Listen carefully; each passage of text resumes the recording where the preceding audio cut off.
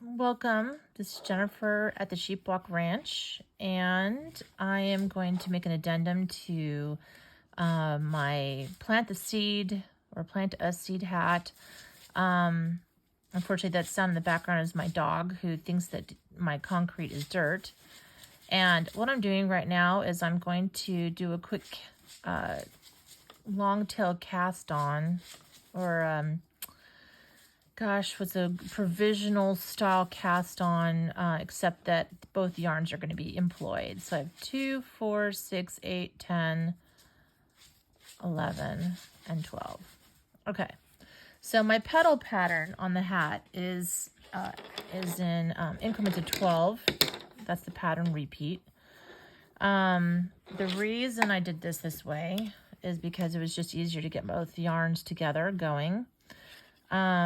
It is 1, 2, 2, 3, 1, 2, 3, 4, and 5. I'm going to take a gamble for my first passing, and I'm going to bring it across. 1, 2, 2, 3, and then I always drop this last one off because that's just a starting place, right? So I should have 12. I am going to repeat this, and then I'm going to go 1, 2, 3. My goodness, my hands do not want to knit today. 4. Now, 1, go. And the reason I'm showing you this is the first hard lesson you have is when you only have 5 stitches, technically you can do this stranding method. Okay, but it's not advised, and the reason being, I want you just to look at it. That is a lot of space, open space there, and much easier to snag. You've got way more potential to pull that too tight and then cause puckering in your knitting. So the method that we were talking about is Ladderback Jacquard. I said you can't do it in the flat, but you can. It's just that the videos that I've found never answered all my questions, and essentially I want to answer those questions with you watching. So the first thing is, gotta get my hands. That takes me a minute. I'm gonna do 1, 2, and 3. We talked about you should do it in increments of 4. So I have 5. I'm gambling with 5. I don't want to gamble anymore. So I'm going to do 1, 2, and 3. I'm going to establish my Ladderback Jacquard structure here. I'm going to pick up that loop below, which is the mother loop. Putting my finger there helps to keep it separated because sometimes it wants to jump over. Go in, go in and wrap my yarn and take it off the tip of my needle there like a nervous knitter, and then bring my 2 yarns back, and you behave yourself and go 1 and 2. Then here I'm going to pretend like I'm knitting in the round, or at least that I'm going to have more than one pattern repeat. I don't want to do 3 and then 1 because this puts me at jeopardy if there were any decreases or any kind of shaping, and there's a stitch marker there to denote the separation of repeats. So you're better off to go back in, bring your yarn forward, grab that mother loop. Oh my goodness. Grab the mother loop, wrap the needle,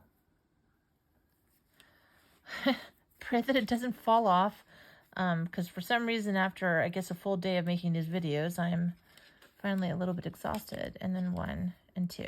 Okay, so when when reading the pattern, there we go. holy cow. When reading a pattern, you will be given a chart for color work. It's not uncommon to have it written out, but you know, with stuff like this, it's really important to see how the colors are going to move. So having that added visual is important. Now, here's the difference. Sorry, as I make noise. That's where one of the pieces are. One of the pieces. That's where the one setup loop is, and there's the other one. And already you can see it taking shape. It's pulled up right there. But notice the difference. Now you've got a little bit more structure, but you still have the stretch. You actually have more stretch than you do with these two loops here. So when you're coming back on your work, you want to, and I have to do it with just my left hand. This is how I purl. You want to make sure that the line that's affected stays below. Now, here's the deal. I put my needle into the loop knowing that I have this as my next part, but I'm not actually going to do that. I'm going to take my yarn to the front, and because I purled, now I want to knit it, and then I want to bring my yarn back. Okay, so that's going to resolve an issue. Very noticeable issue in a minute. 1 and 2. So the idea is, in order to keep things freed up, is you've got to go slow and pay attention to where your loops actually are. So I want this to stay underneath my green. So I'm going to go and do this. Then I'm going to take those two lines forward. I'm going to knit, and I know that my stitch is twisted. It's the way I purl. If you stay in pattern, it will not affect anything. Notice I'm going to pull that down, so I remember to keep it down. Come across, and that way I'm going to hold that up when I do my next stitch. I'm going to do this. Okay, so difference, already visible difference. I'm going to do this two more rows of this so that you can see, and I will behave myself and knit with two hands. 1 and 2. Hands, do your job. See, even people demonstrating have issues. 1, 2, and 3. Then yarn to the front, yarn to the front. I want to purl that stitch off. I want to put my yarn to the back and yarn to the back. Then knit and knit. Go forward. Yarn to the front. Yarn to the front. See how I sing it to myself so that I can't forget that it's both strands, not just the one. Then I drop my needle and come back in, find my yarn, and knit, and knit. Okay. I'm going to tuck it down because I want you to see just how well that's developing. It's doing a great job there. But it gives you stretch. It's not, this is fine if you're comfortable with skipping 5. But when you get into sweaters where you have 10, 12, 15 stitches in between, you cannot rely on this. This is going to be an effective method. So the last step I have to do is I get across. So you're going to watch me knit across and try not to bang the table too much with my arms. And I keep doing it again because it's natural inclination to want to just go across. I cannot do that. That is a Ladderback Jacquard stitch. I have to do that, bring it to the back, and then get my hands to work. 1 and 2. I'm going to keep that down below, so I'm going to bring that up. 1 and 2. We're going to bring those to the front. I'm going to stay in pattern, even though I know my stitch is twisted, bring it back. Ultimately, it's going to be dropped down behind the seams anyways, so no one's going to know the difference, and then I'm going to knit. And that would be my Australian Shepherd letting you know how annoying I am. 1 and 2 and 3. Okay, so now we're going to close it off. So this is the part where all of a sudden I see the demonstrator just knitting across and la-di-da, you know, it's all finished. But they never actually explained what to do on the back side, how it's supposed to look. And I get it, you know, I should be charging you millions of dollars for this. But you're going to come back around and you're going to knit the way that you're comfortable with knitting. I have weird ways. I'm partly continental, partly whatever. I'm coming across, go in, 1, 2, and 3. Now here is where I have an issue.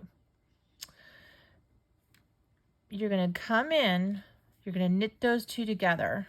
Okay, you've got 4 stitches.